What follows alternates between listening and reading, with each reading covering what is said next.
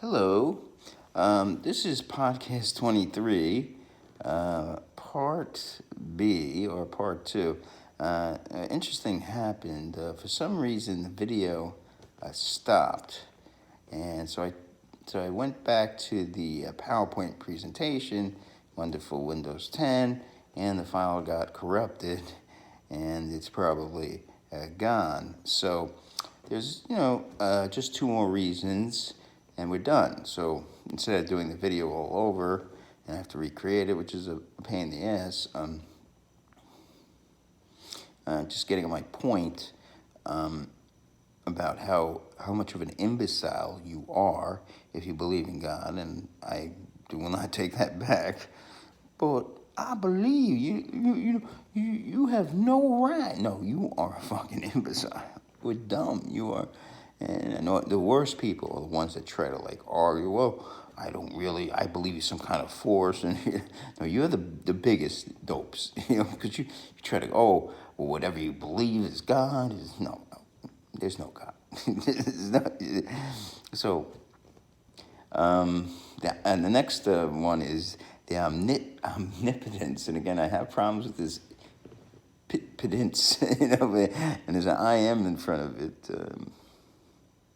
Just kidding, of course, if you're a woman watching this podcast. The omnipotence paradox. And my brother, who kind of hinted that God didn't exist, and I didn't know, he had some good points very early on, and he used to say, can God make a mountain? He said mountain, but it's really, can God make a rock so big that he cannot lift? He said that, can God make a mountain so strong that he even can't destroy it? So if you analyze that, let's take the one that's, the real one. Can God make a rock so big that he cannot lift it? So let's make God makes a rock, and it's really big, and it's so big he can't lift it, right? He just can't lift it, right? So this thing that can't exist can't lift it. So that shows you he's not omnipotent. Now, let's say the case is he could lift it. So then he couldn't make a rock that's so big that he couldn't lift it. And that means he couldn't do something. So it shows you that God could not exist. Just on that, it's a great argument. My brother came up with that. I don't know where he came up with that, but it's a great argument. And like most religions, that's not showing that God exists. God exists because of the scripture, the word, like the word. You're dumb. You're just dumb. Finally, there's something called, and fortunately, I have the file. Still, I'm gonna need a little help on this one. Probably. Let me see. Let's see. I'm gonna need help because I lost the my PowerPoint presentation. This is good though. It's called historical induction. Right? Let's get to that. Historical induction. And let's talk about that. We're done. And you could go off. I don't watch these podcasts to the end. I'd be fascinating. Please, if you watch the podcast to the end, please comment. And I got some more. Wow, look at this. Oh, the existence of God. I don't even go through those. You gotta be dumb. It's dumb. It's actually philosophers. That's St. Thomas Aquinas. He says, they got to be a first mover.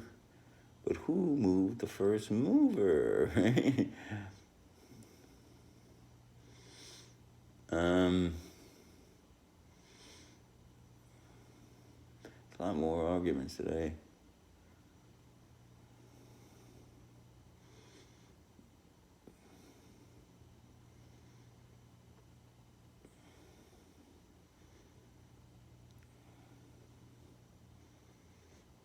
Is this sheet?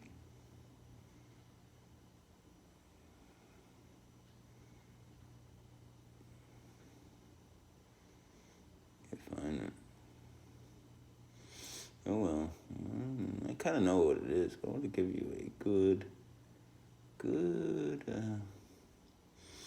Looking at Wikipedia, not the best source, but actually I find Wikipedia pretty good. I mean, why people put it down?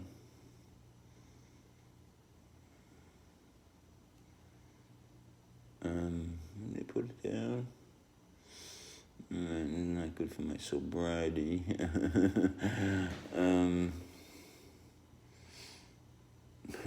Arguments from historical events. That could be trusted. It's funny. I'm looking at the ones from.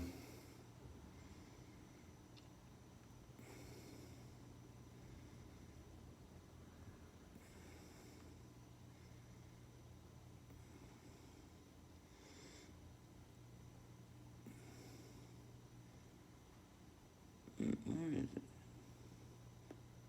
Transcendental theology. Ah, fuck. I gotta find this, man.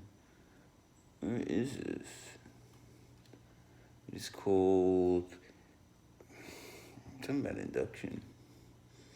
Historical induction. Okay, let me just tell you what it is. It's basically the Abrahamic religions, which are very popular now, will eventually cease.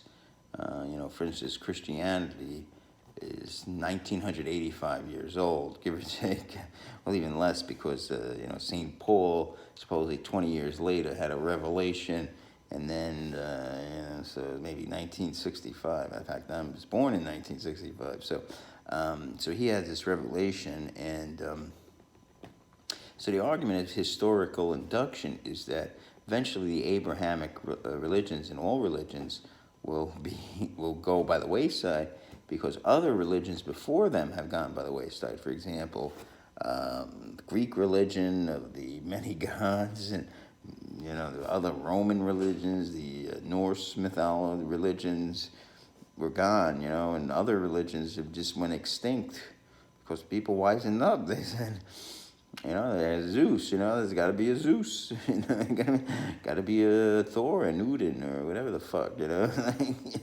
Eventually they just said, there's no fucking Zeus, Like Socrates said, corrupted the youth of Athens, because he said, you know what, don't be fucking dumb. There's no fucking Zeus. You gotta be dumb.